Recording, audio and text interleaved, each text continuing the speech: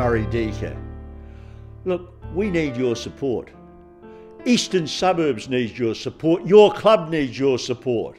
Why am I involved? Because I've got two grandsons who play for Eastern Suburbs and they're meant to be playing at Madills farm. It's the home track.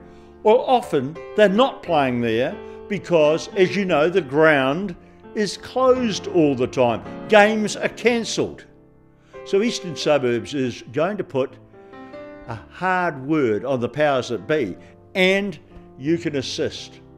Get in behind them with the petition.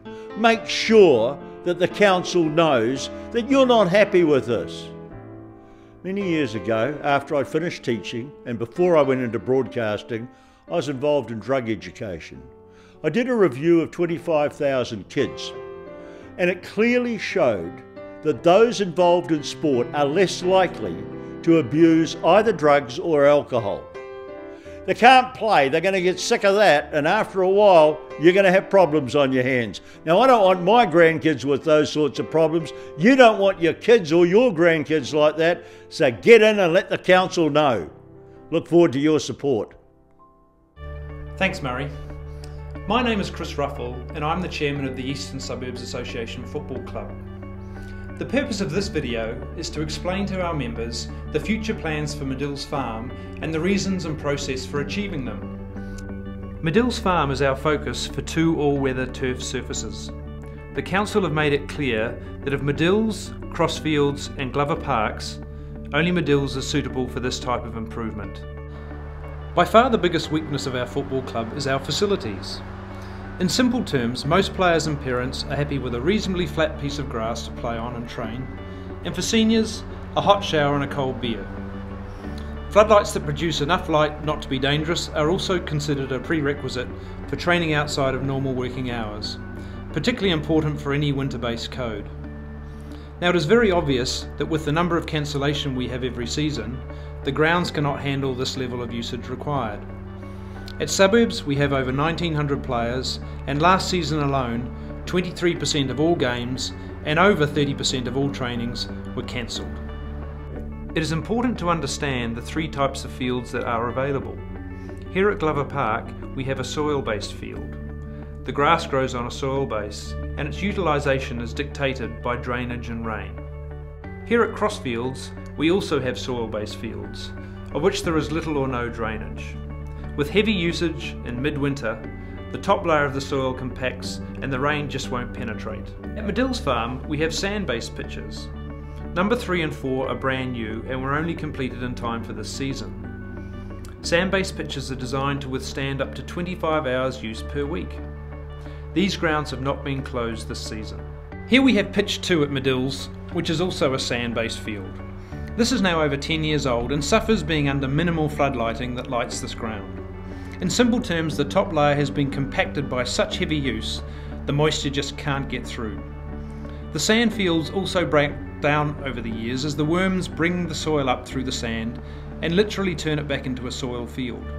The answer to this, of course, is the latest 3G all-weather turf surface that you can see down here at Bill McKinley Park. This is the same as the field down at College Rifles. The field is drained and then a synthetic-based grass fibre matting is rolled out. Into this, tons of soft rubber granules are spread, which gives a remarkably versatile, resilient surface which drains effectively. The usage of this is only limited by the number of hours in the day and in theory could be used around the clock. However, in practical terms, games rarely go later than 9 or 9:30, which is the experience gathered from 20 years of hockey turf usage. These all-weather turfs are certainly the way of the future and are gradually popping up around Auckland. The Wellington City Council is well ahead of Auckland in respect to building these facilities, with many already completed and many more in the planning stage. This year the club has spent a total of $10,000 hiring a variety of venues for training, including these netball courts at Moran Road. The Bill McKinley all-weather surface has also been used and a number of gymnasiums. These are not our preferred option, but in all honesty, the season could have been a complete disaster without them. So what is the answer? We need the same all-weather surfaces that are available now at Bill McKinley Park. We've been telling the council this now for years. The University Mount Wellington club based at Bill McKinley Park has 10 teams with approximately 160 registered players, We have 212 teams and 1,900 registered players. Prior to the Super City elections, I invited all the candidates down to Madills Farm to look at our facilities. All were suitably appalled. Our changing facilities cater for 5 teams, even though we have 10 teams playing at one time. The club rooms you see are the old tractor shed, with an addition completed 5 years ago. These are the local ward candidates that were elected. 5 of them were voted in on the citizens and ratepayers ticket. These are Ken Bagley, Kate Cook, Kit Parkinson, Mark Thomas and the chair of the board, Desley Simpson. They wrote to the club prior to the election and stated the following: if elected, the citizen and ratepayers candidates will work with the council to get a new all-weather surface at Madills Farm as soon as possible, funded jointly by council, the club and if needed sponsorship, upgrading the changing facilities so you have separate facilities for men and women that are of an agreed standard, cleaned and maintained. Of the 2 independent candidates elected, prior to the election, Troy Churton wrote this: I am very familiar with the issues involved in artificial sports turf fields and have supported College Rifles in dealing with their lobbying to address neighbourhood effects of their wonderful new all-weather facilities. I will support the development of artificial turf in one of our 3 ideal recreational grounds in the E.S.A.F.C ward. We can collectively ensure our council adopts this sort of project as a priority for the ward and delegates us the sufficient authority and funds so we can actually advance it ourselves. The other successful independent candidate, now the deputy, Colin Davis, wrote this: the changing rooms at Madills Farm are a disgrace and very basic and certainly not appropriate for a prestigious park in the eastern suburbs. I am constantly astounded that the playing grounds are in relatively poor condition and at the length of time being taken for remedial work. Funds must surely be made available for this. The councillor voted in as the representative on the Auckland Council for E.S.A.F.C ward is Cameron Brewer.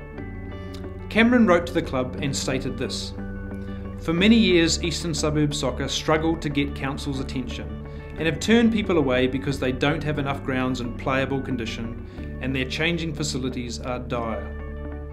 As E.S.A.F.C's councillor, I will put my voice and weight behind improving the plight of the Eastern Suburbs Club.